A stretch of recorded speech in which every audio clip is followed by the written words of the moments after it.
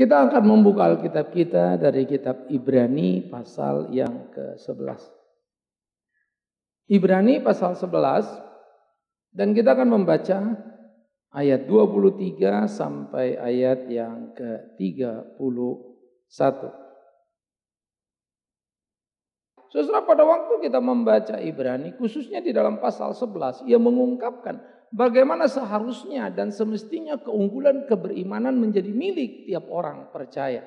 Dan saya kira ini menjadi karakteristik di dalam kekristenan kita. Apakah kita Kristen atau bukan? Apa yang membuat kita berbeda dengan orang lain?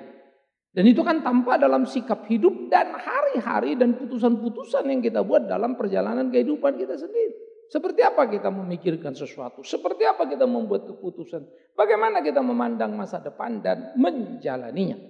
Karena itu pertama diungkapkan tentang Musa oleh Ibrani di dalam bagian yang ayat 23. Dia lahir disembunyikan selama 3 bulan oleh orang tuanya.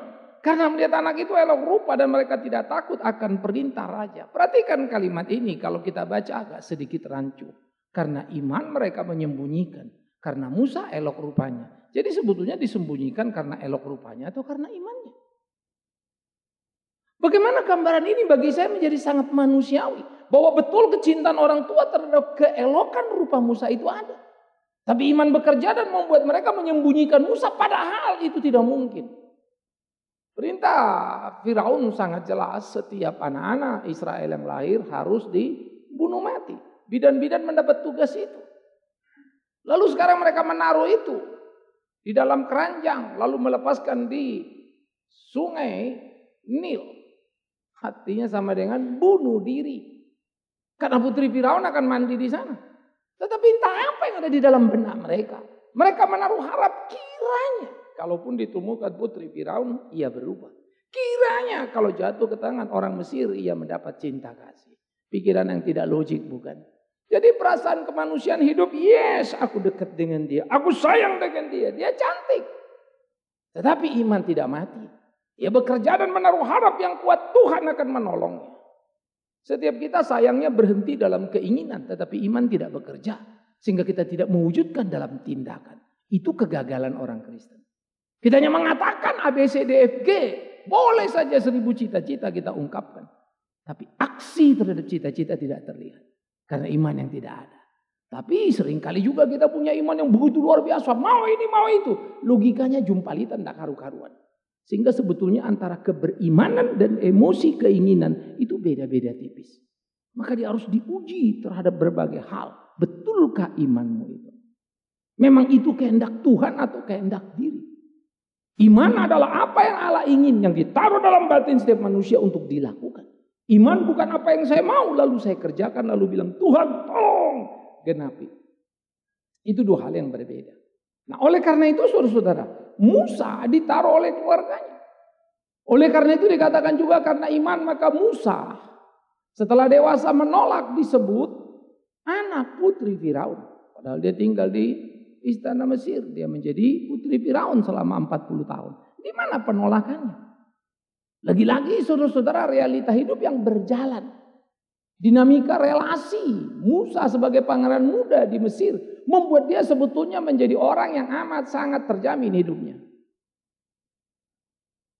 Musa menjadi orang yang paling berbahagia. 40 tahun. Semua orang Israel sengsara dalam kerja keras yang luar biasa. Musa tidak mengalaminya. Maka umur 40 tahun cukup bagi Musa memiliki satu dasar yang luar biasa. Seluruh keilmuan Mesir yang tinggi sudah diperolehnya. Seluruh pengalaman hidup pertapa istana sudah dipahaminya. Pertumbuhan gizi awal 40 tahun sudah didapatnya. Seharusnya itu mengikat Musa dan bercita-cita kemungkinan bisa menjadi Firaun berikutnya. Seharusnya itu menjadi satu alasan bagi Musa untuk lupa pergumulan saudara-saudaranya yang memang sangat jomplang dengan dia. Di istana dan kerja paksa. Itu beda bumi langit saudara. Orang yang tidak dijadikan tenaga rodi kerja paksa saja. Sudah jauh lebih beruntung dari mereka yang mengalami kerja paksa. Apalagi dia ada di istana dan bukan orang biasa. Apalagi dia adalah seorang pangeran muda. Bukankah kita bercita-cita akan sesuatu lalu mengejarnya. Dan ketika tercapai kita lupa belakang kita. Sehingga ada istilah kacang lupa kulit. Itu realita hidup manusia. 1 mau 2, 2 mau 3, pengabdian menjadi keuntungan, berubah semuanya. Maka di situ kita bisa melihat betapa iman itu tidak bekerja. Jadi iman bekerja bukanlah cita-cita yang tercapai. Dengan iman aku akan sampai ke sana. Engkau sampai. Tetapi buah iman itu akan dilihat. Apakah itu connecting dengan kehendak Allah. Nah oleh karena itu saudara-saudara, di tengah pergumulan yang ada itu, di tengah situasi yang terjadi itu, lihat bagaimana Musa lebih suka menderita dengan umat Allah daripada untuk sementara duduk dan menikmati dosa. Apa itu? Adalah berdosa bagi seorang Musa jika dia duduk dalam kesenangan istana, lupa saudaranya yang diperbudak. Maafkan saya kalau saya berkata, kita adalah orang yang seringkali berdosa karena terlalu nikmat dengan keberhasilan kita dan menghitungnya, tapi lupa berbagi dan menolong orang yang sengsara, yang Tuhan taruh di sekitar kita, yang kita lihat dengan mata telanjang kita. Waktu saya tersadar, saya hanya satu ingat, beban yang Tuhan taruh. Sehingga di buku saya menulis, tidak penting ada mujizat, kamu bangkit dari mati. Tapi penting kamu bertanya, untuk apa kamu dihidupkan. Bukan soal saya mati lalu hidup lagi, itu bukan cerita besar. Orang banyak ngalaminnya, tidak perlu Kristen. Tapi untuk apa dia memberi kita hidup? Itu pertanyaan serius, yang mestinya juga jadi pertanyaan kita semua. Untuk apa saya ada? Untuk apa saya hidup? Nah menemukan tujuan inilah yang menjadi sangat penting di tengah pergumulan kehidupan kita. Sehingga beribadah seperti hari Minggu ini bukan sekedar saudara datang ke gereja. Sama dengan saya. Menjadi pendeta berkhotbah bukan sekedar bagaimana menyampaikan khotbah. 1000 lebih stok di kotak saya ini soal khotbah. Ya. Kita sudah produksi lewat VCD, kita sudah produksi lewat audio maupun video. Apa itu membuat saya dekat sama Tuhan? No. Personal relationship bukan seberapa banyak orang berkhotbah. Personal relationship bukan seberapa banyak orang terlibat dalam sebuah pelayanan. Tapi ketulusan batinnya di dalam mendengar suara Allah. Iman akan menolong kita hidup dalam situasi yang luar biasa. Dan itulah Musa. Si bodoh menurut kita. Ditinggalkannya istana, dibelanya saudaranya. Dibunuhnya orang Mesir di mana dia tinggal dan mendapatkan keamanan. Karena orang Mesir ini kemudian menganiaya secara semena-mena kepada saudaranya Musa. Edan ini Musa. Tapi panggilan jiwa tak bisa dibantahnya. Mahkota, pakaian istana tak pernah bisa membuat dia kehilangan identitasnya. Saudara-saudara, kita boleh pakai apa saja, kita boleh situasi apa saja, kita boleh dapat keuntungan apa saja. Tapi satu, jangan sampai kau lupa Tuhanmu. Jangan kau sebutkan namanya, tapi dia tidak ada di hatimu. Itu rawan. Itu sebabnya orang tergilas di dalam perjalanan imannya. Mereka tidak lagi kokoh, mereka tidak lagi teguh. Mengucap nama tapi tak tunduk kepadanya. Tidak tunduk sepenuhnya. Karena itulah Musa menganggap penderitaan sebagai sebuah kesukaan. Daripada duduk diam di istana, lupa saudara-saudaranya. Saya bilang, mari kita belajar menggelisahkan diri kita. Saya kalau nonton TV, ya, kemarin untuk ketiga kali ya, saya nonton satu film itu. Bagaimana seorang dokter, dari dokter karena situasi politik yang pelik, sampai dia ke pergerakan politik karena mau menolong anak-anak. Tapi orang-orang kaya yang donasi mereka, yang ngirim sumbangan itu, ternyata cuma ngirim sumbangan untuk prestis nama mereka. Tapi tidak hati mereka. Sehingga dia marah luar biasa. Tapi sebetulnya dia mau marah sama orang kaya. Kenapa kamu gak kasih lebih? Apa pula haknya? Itulah dia berteriak. Ia merela berlari di antara desingan peluru. Ia menjadi dokter yang tak hanya menolong orang sakit, tapi menolong kemerdekaan mereka. Ia menjadi dokter sekaligus pejuang. Kadang kalau saya lihat saya begini, itu memang film. Berarti it's the true story. Tapi waktu saya lihat film begini, saya mulai pikir diri saya. Kira-kira kita gimana ya?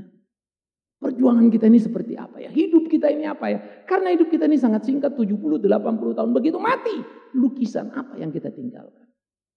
Sejarah apa yang akan dipahami orang tentang kita? Mari kita berlomba. Mari kita berpacu pada waktu yang singkat. Melukis lukisan indah tentang hidup kita. Musa telah menjalani. Oleh karena itu, dia tidak rela saudara-saudaranya menderita. Dia mau ada di sana. Ibrani lalu melompat jauh lalu mengatakan ia menganggap penghinaan karena Kristus sebagai kekayaan lebih besar daripada harta Mesir. Emangnya waktu zaman Musa Yesus sudah ada? Belum. Itu namanya iman. Karena iman dia menatap jauh ke sana.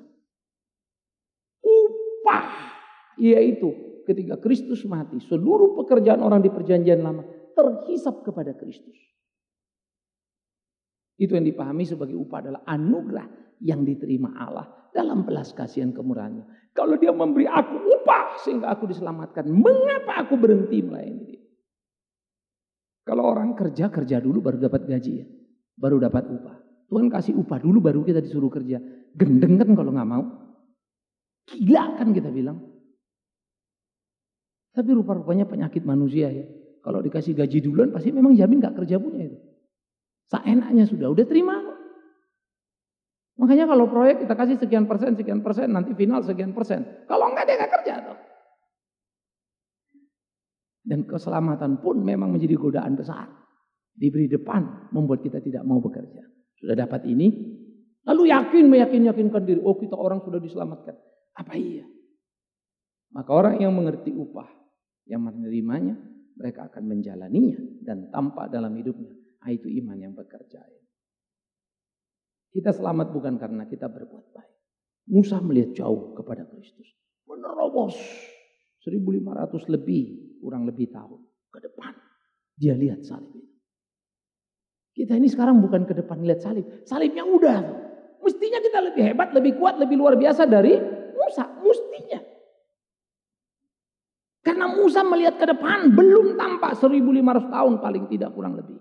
Baru itu realita. Kita sudah lihat itu ke belakang 2000 tahun kurang lebih. Sudah terjadi. Data, fakta. Sejarah sudah terkumpul lengkap. Seharusnya terkobarlah batin kita. Karena itu dia tidak mau terikat dengan kekayaan Mesir. Lalu dia ada di antara saudaranya. Lalu menjadi buron. Mirip. Sehingga Musa yang menegakkan prinsip itu. Ia meninggalkan Mesir dengan murka Allah. Bagaimana tidak dia jadi buron? Dapat kepala hilang.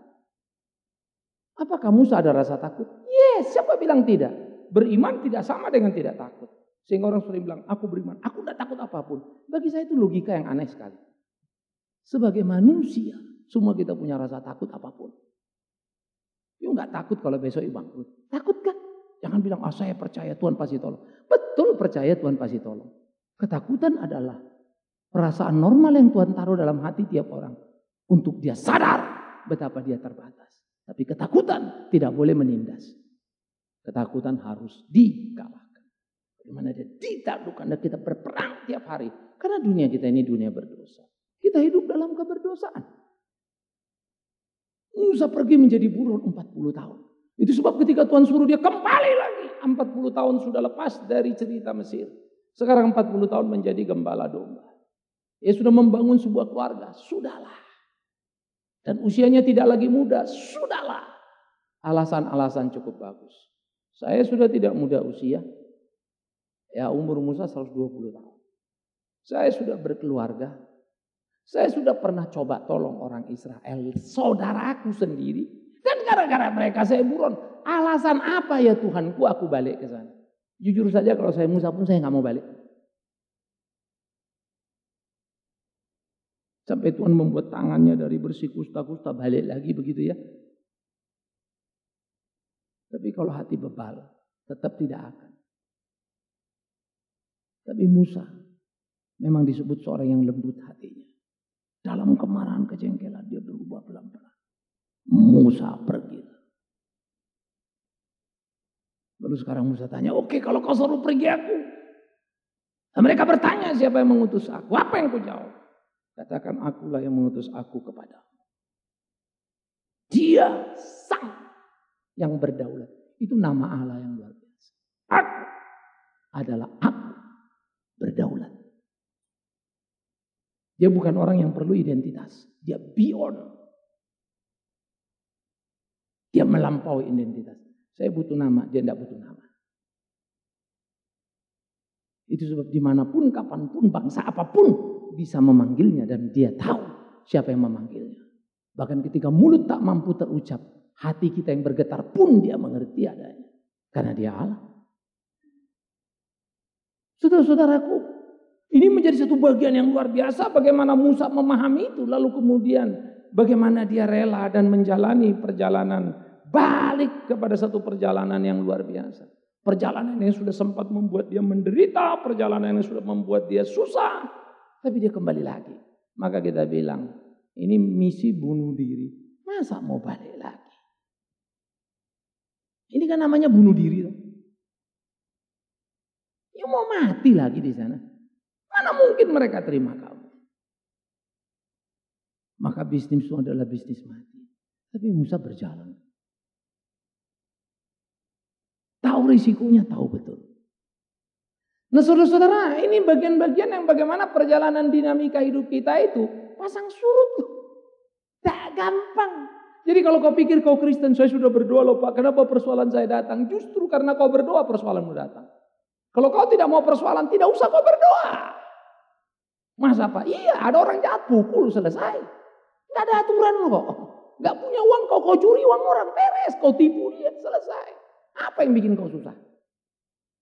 Pak saya ribut sama istri saya, Pak ceraikan, cari yang lain. Gak ada larangan kok. Kau kan bukan anak Tuhan, kau anak hantu, cocok itu. Lakukan yang kau mau. Karena hantu sama kita itu chemistry bener. Sama chemistry.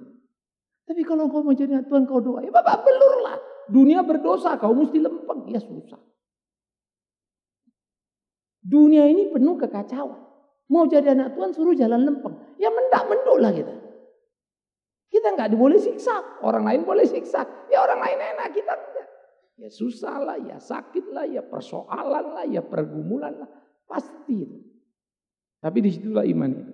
Ketika orang jalannya kok kayaknya enak ya. Dia lari sana sini. Pokoknya apa aja boleh. Lah aku mesti lurus. Nah itulah faith. Dia melihat jauh ke depan. Akan tiba di sana. Bapak belur di sini. Nyampe dia. Lalu dia terus melangkah. Wow. Hidup orang Kristen itu luar biasa. Ingat ya, iman bukan activity. Iman bukan quantity. Ya quality. Pengabdian dan penyerahan diri. Kalau pelayanan saudara, urusan gampang. Dulu saya 70 kali khotbah dalam 1 bulan. Kalian bisa bayangkan, hari tertentu lebih dari 2 kali. Khususnya minggu, bisa 4-5 kali. Saya ditunggu-tunggu banyak orang. Dan saya bangga, karena pelayanan kemana-mana. Tapi itu saya duduk diam persatu kali mikir ya. Dalam pergumulan saya, di perjalanan saya suka tipe orang kontemplasi. Ya, tidak formal, saya duduk diam, saya mikir gini. Saya bisa berinteraksi dengan film yang saya tonton. Wah, gini.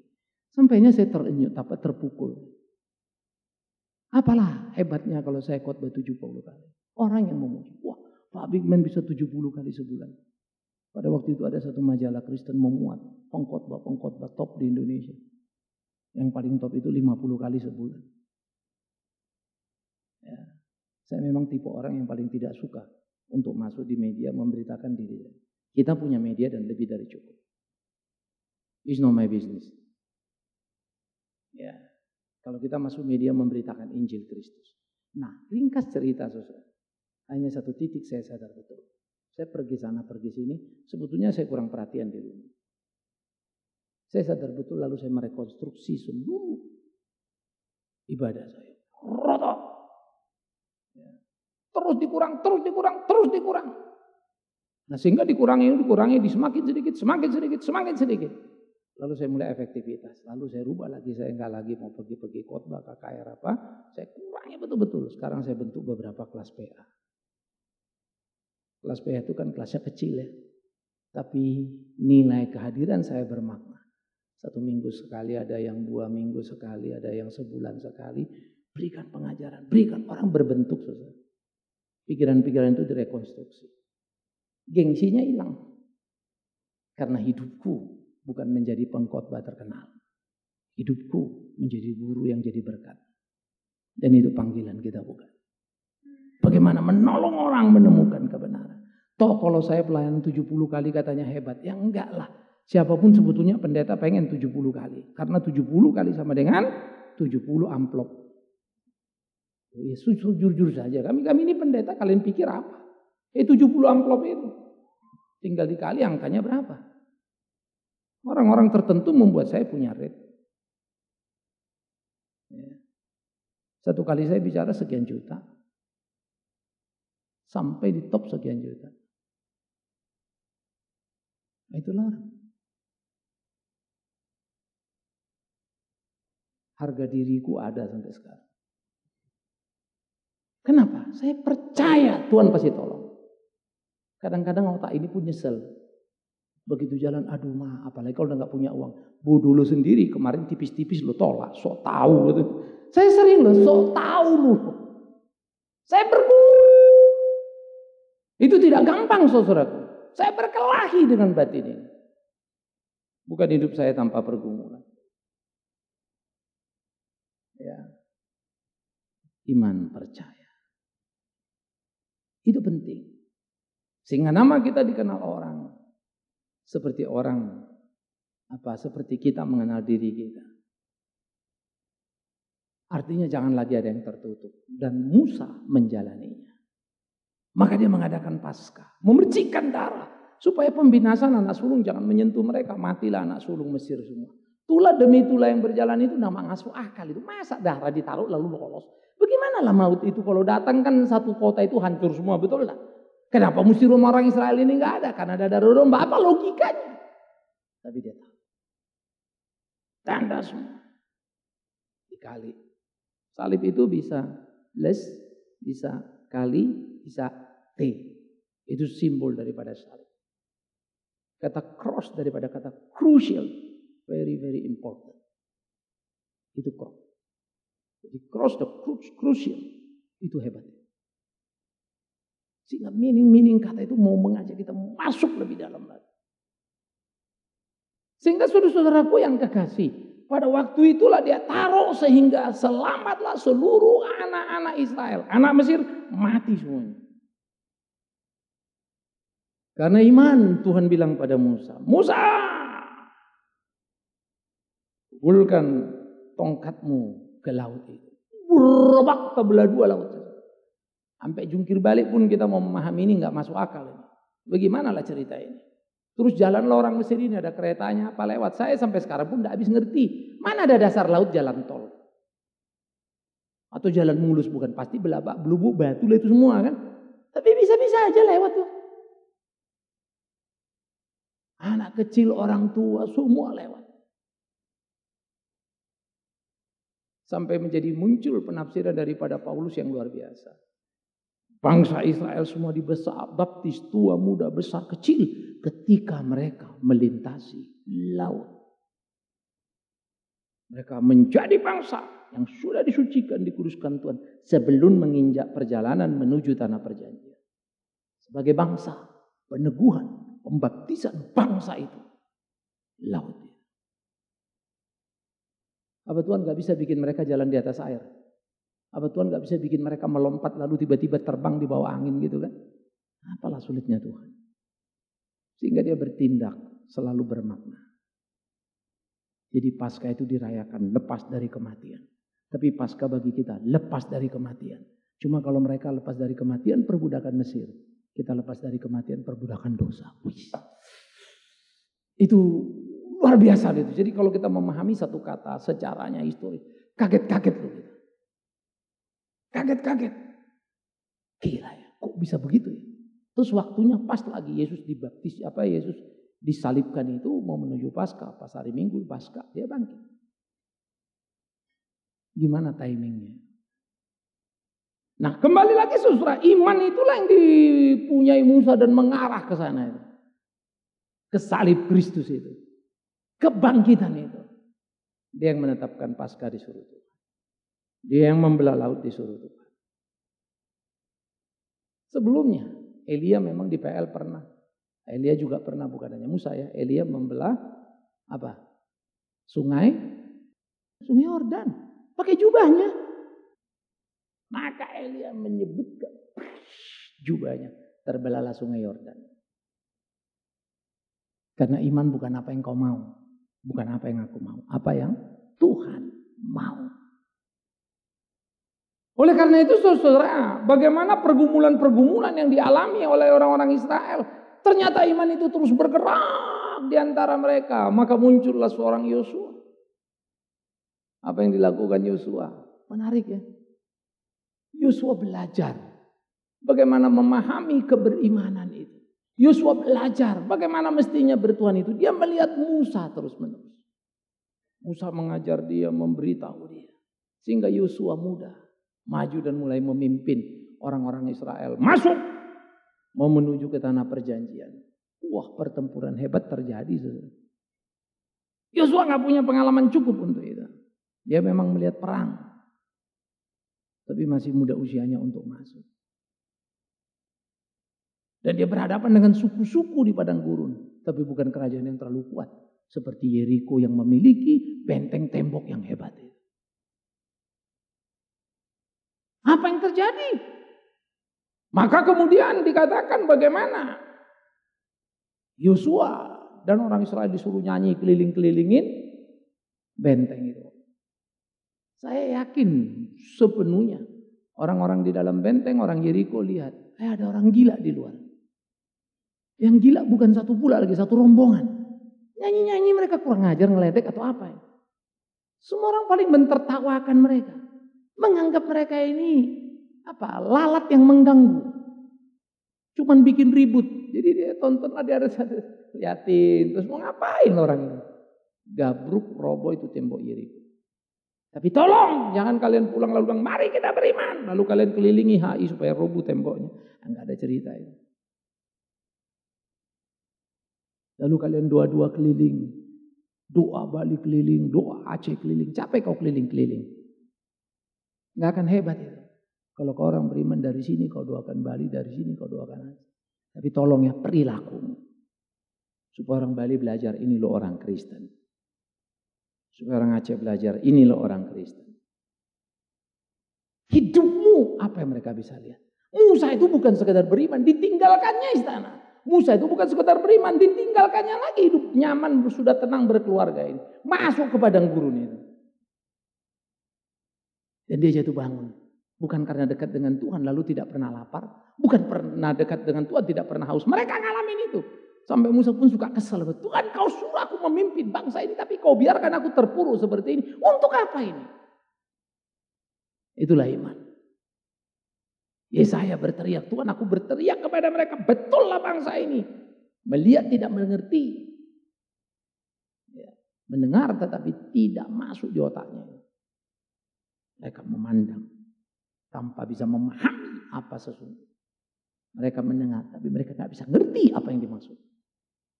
Itulah orang-orang di zaman Yesaya, Yehuda. Dan para nabi itu mengalami pergumulan-pergumulan. Berbicara pada zamannya tapi ditertawakan.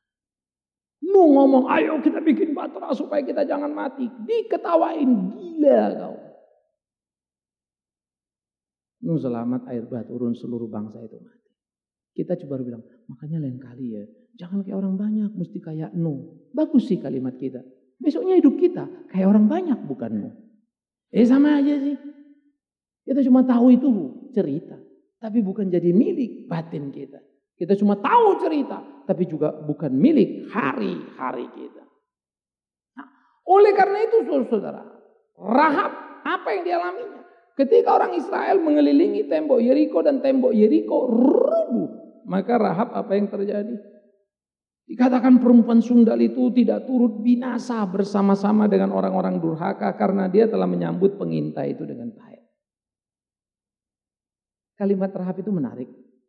Aku mendengar Allah adalah Allah yang hebat. Aku akan menyembunyikanmu. Tapi tolong bawa aku karena aku mau dengan Allahmu. Lalu Rahab berbohong soal pengintai. Lalu ada orang bilang, kita boleh bohong demi kebaikan seperti Rahab. Ngawur kamu. Luar biasa ngawur. Saya pernah dengar seorang pengajar ngomong begitulah. Oh ya ngertilah. Rahab itu memang sah. Dia kan bohong dalam pimpinan Tuhan. Sejak kapan pula lagi Tuhan memimpin orang bohong? Ini ngawur ini ngajarin.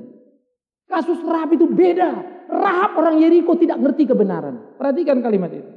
Rahab Kenapa orang Yeriko tidak ngerti kebenaran? Dia menolong Israel dengan cara yang dipahaminya. Tapi Tuhan ngerti dia. Cara bodoh kita, cara salah kita. Tuhan bisa maklumi dalam ketulusan hati kita. Ingat ya, hati kita tulus tapi caranya salah. Bisa nggak? Bisa banget. Tapi Tuhan ngerti. Hana itu doa, Imam Eli nggak ngerti. Hana mabok kau katanya. Tapi Tuhan ngerti. Dan Hana mendapatkan Samuel. Batin yang tulus. Aku dengar Allahmu luar biasa. Aku mau Allahmu itu. Seperti Rut. Naomi mertuaku. Negerimu, negeriku. Allahmu, Allahku. Itu iman luar biasa itu. Ya. Berbahagialah mertua-mertua yang punya mantu kayak Rut. Biasanya jarang ya. Hei mertuaku, Allahmu bukan Allahku. Allahmu, Allahmu, Allahku, Allahku. Gitu. Itu anakmu, itu suamiku. Pergi kau, sudah jadi suamiku itu. Banyak ya mantu-mantu yang mengusir mertuanya. Melawan mertuanya. Ya, semoga kalian tidak masuk surga. Jadi mantu-mantu jangan kurang ajar sama mertua. Hormati. Tapi tolong mertua-mertua jangan pula kurang ajar sama mantumu. Ya. Lalu kita puaskan diri kita, tanggung jawab kita membawa mereka mengerti kebenaran dan mengenal Tuhan. Baru indah. Karena itu Rahab bilang, aku percaya. Iman itu hidup. Padahal dia cuma dengar-dengar loh cerita tentang Allah ini. Dia belum punya pengalaman yang utuh. Cuma kemarin dia lihat gila tuh, robo lo tembak. Ya, bakal hebat terjadi ini. Kemudian dia mempercayakan dirinya. Nah oleh karena itulah saudaraku. Ini menjadi bagian yang patut untuk kita pikirkan. Di dalam perjalanan Israel yang penuh dengan selak-beluk, kesakitan, kesulitan, penderitaan. Tetapi Israel tidak pernah menyerah. Musa ada di sana. Orang Israel bisa kurang ajar, datang silih berganti. Tapi pemimpin tetap dilahirkan. Orang yang beriman dan punya tanggung jawab. Nanti nyambung lagi ke nabi, imam-imam, hakim-hakim dan seterusnya. Kita akan melihat itu nanti. Tapi biarlah pada bagian ini kita memahami apa yang sedang kita kerjakan. Lihatlah apa yang bisa kau kerjakan. Lihatlah apa yang bisa kau lakoni. Itu rindu saya sekarang ini. Kulakukan bagianmu, lakukan bagianmu. Tuhan percayakan ini pada kita semua. Amin. Itulah kita mau ke sana. Apa yang bisa kita lakukan buat anak-anak. Sehingga kita kerjakan apa yang bisa kita kerjakan. Saya percaya Tuhan akan menolong kita. Jangan punya alasan A, B, C, D, E, F, G. Karena kalau ku bikin alasanku A sampai Z. Banyak alasan yang bisa dibangun. Tapi demi Tuhan yang hidup. Biarkan iman itu membawamu menerobos tembok-tembok yang menghalangi di kehidupan ini. Jangan takut. Sekalipun takut datang dan ada di kehidupan. Jangan kalah. Berimanlah. Tuhan akan menolong.